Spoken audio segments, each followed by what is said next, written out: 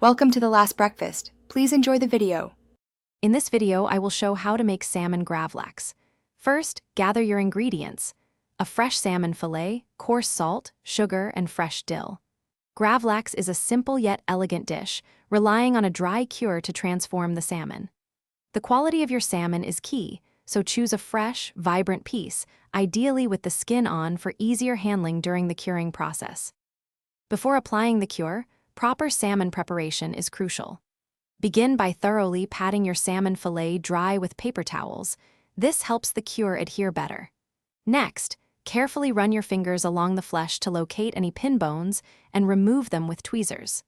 Finally, trim any very thin belly fat to ensure an even curing process across the entire fillet.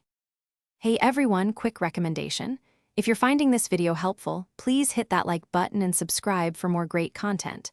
And on another note, life's too short for cheap socks. Go darn tough with a lifetime warranty. They're incredibly comfortable and durable, perfect for standing in the kitchen making gravlax or anything else. Check the description for the link and other deals. Now, let's get back to the video. Now for the cure, mix together your coarse salt, sugar, and plenty of chopped fresh dill.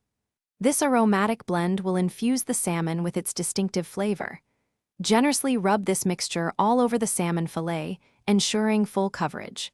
Then, wrap the salmon tightly in plastic wrap or place it in a sealed bag and refrigerate it for 1 to 3 days, turning it once daily. After the curing time, unwrap your salmon. You'll notice it's firmer and has released some liquid. Gently rinse off all the curing mixture under cold water, then pat the gravlax completely dry. Now, using a very sharp knife, slice the gravlax thinly against the grain.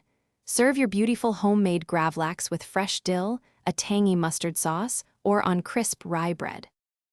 Thanks for watching. If this was helpful, leave a like and consider subscribing. See you next time.